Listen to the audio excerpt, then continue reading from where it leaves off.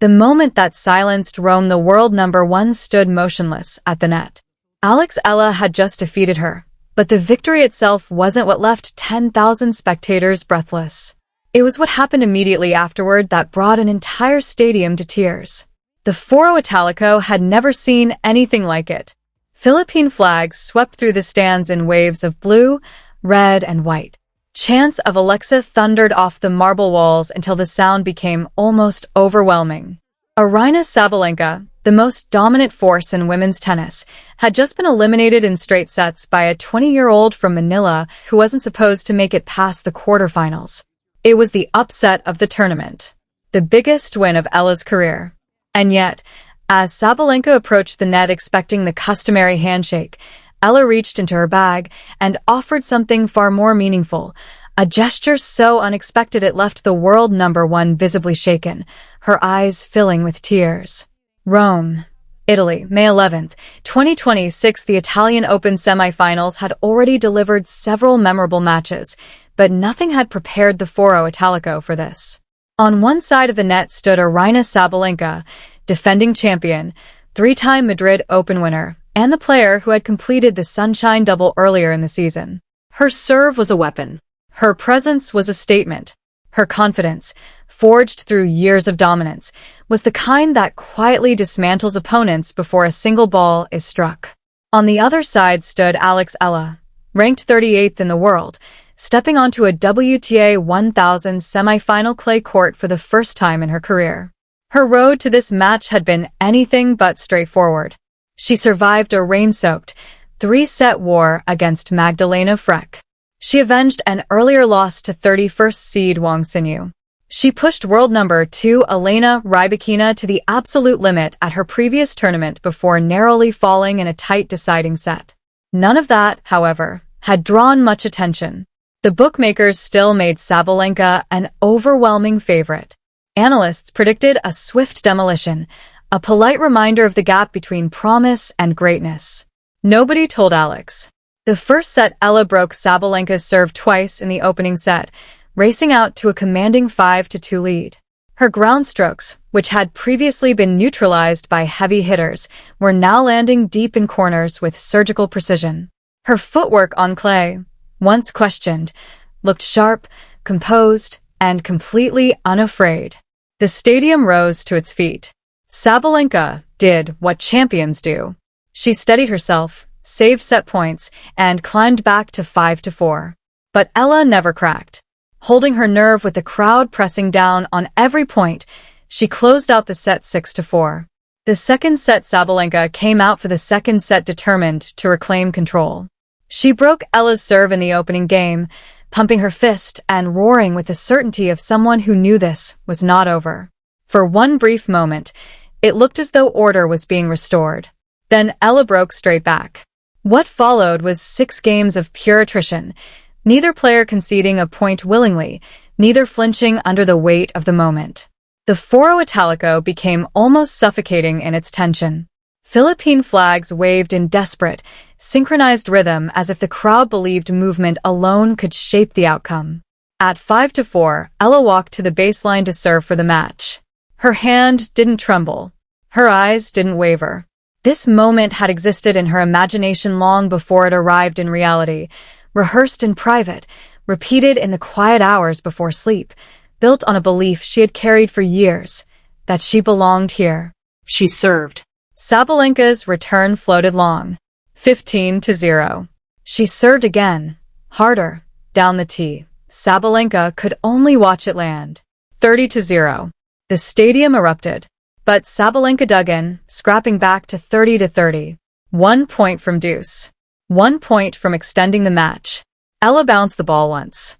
Twice. 3 times. Her gaze drifted briefly to the stands, to her mother Riza, who was already wiping tears from her face.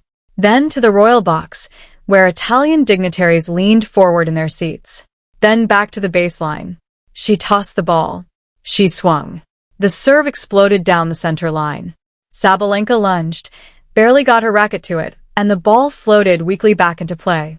Eala was already moving forward. She stepped in and drove a forehand into the open court. Sabalenka didn't even give chase.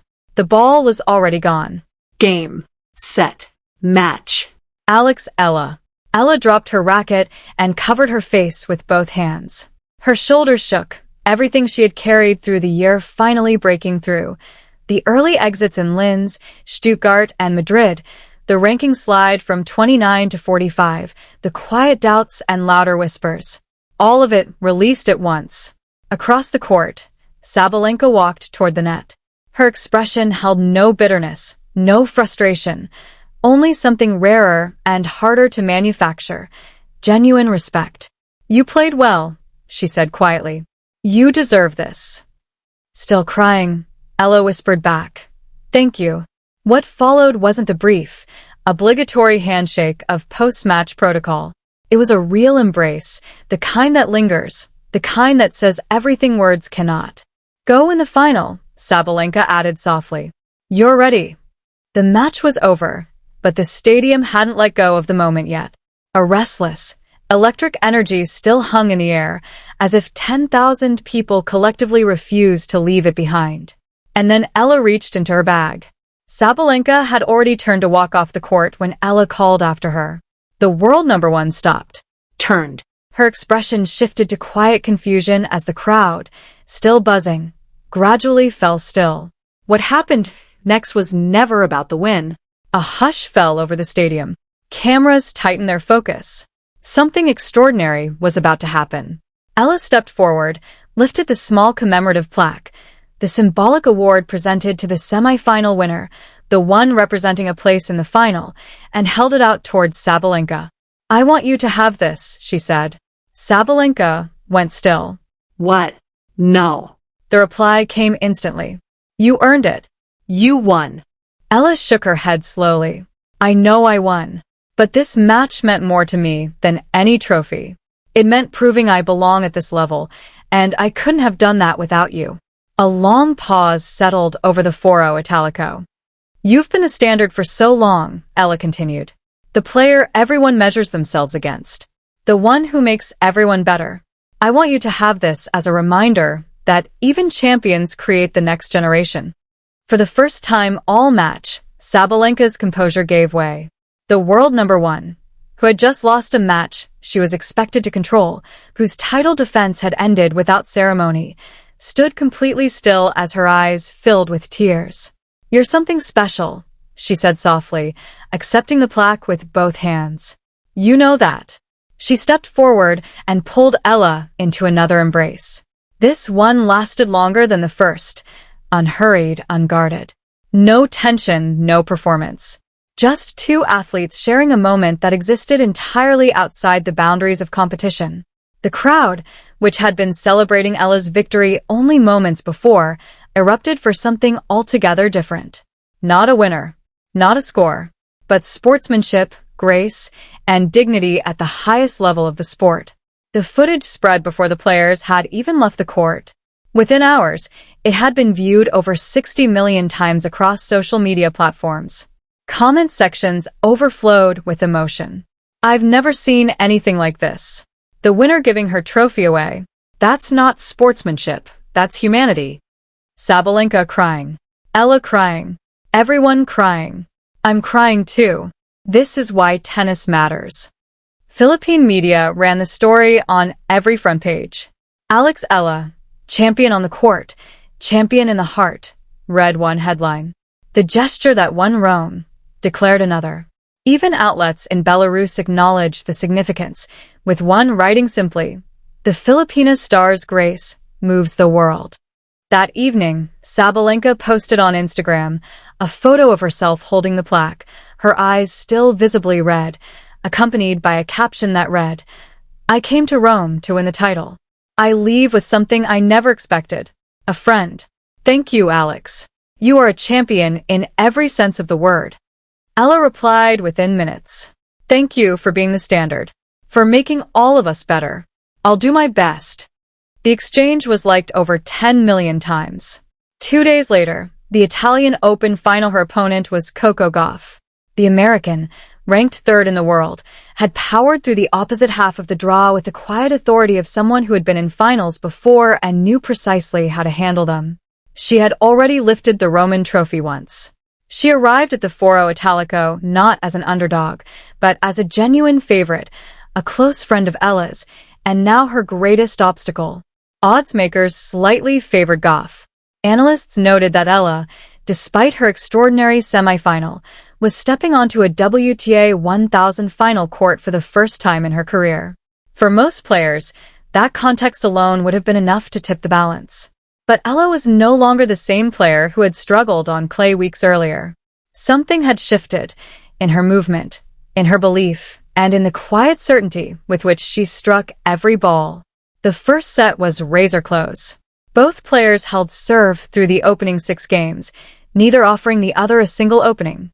Then, at 4-4, Eala earned her first break point of the match and converted it with a forehand winner that left Goff completely stranded. "I've been watching Alex for years," a commentator said quietly. "I've never seen her this composed. This isn't the player who lost in Linz. This is someone entirely transformed." Eala served out the set 6-4. The second set followed the same rhythm. Goff fought with everything she had, scrapping through long rallies, refusing to let the match slip without resistance. But Eala's precision and depth had reached a level that felt almost impossible to maintain under final pressure, and yet she maintained it regardless. She broke early, surged to a 4-1 lead, and never looked back. When the final point ended, the scoreboard read 6-4, 6-3. Eala was the Italian Open champion. She dropped to her knees on the clay, face buried in both hands, shoulders shaking with tears she no longer had any reason to hold back. Every loss, every doubt, every whispered question about whether she truly belonged at this level, all of it came rushing out at once in a single, overwhelming moment of release. Her mother, Riza, ran from the stands and wrapped her arms around her. Coaches Joan Bosch, Luke Ba, and Sandro Veen followed close behind, joining the embrace at courtside as the entire stadium shook with noise. Philippine flags filled every section of the Foro Italico. The chant of Alexe rolled off the marble walls in endless waves, as if the arena itself refused to let the moment end. Eala rose to her feet, lifted the trophy above her head, and let the tears fall freely as history settled quietly into place around her. In the stands, Aryna Sabalenka rose to her feet and applauded. The world number 1 had stayed in Rome after her semi-final defeat. Not to disappear, not to retreat into disappointment, but to watch, to witness, and to honor what was unfolding in front of her. When Eala spotted her in the crowd, she raised the trophy. Not dramatically, not for the cameras, just a quiet, private salute from one champion to another. The broadcast didn't catch it cleanly, but the fans nearby did. And within hours, that too had spread across the world. She stayed. She watched. She clapped. That's not rivalry. That's respect. Eala didn't simply win a tournament in Rome. She won the hearts of an entire sport. And in the end, the question that lingers is perhaps the most revealing one of all. When Eala looks back on her career years from now, will she remember the trophy she won, or the one she gave away? Eala defeated world number 1 Aryna Sabalenka 6-4, 6-4 in the Italian Open semifinals, before defeating Coco Gauff 6-4, 6-3 in the final to claim the title, the biggest victory of her young career, and one of the most unforgettable moments in recent tennis history. VidIQ Sonnet 4. 6.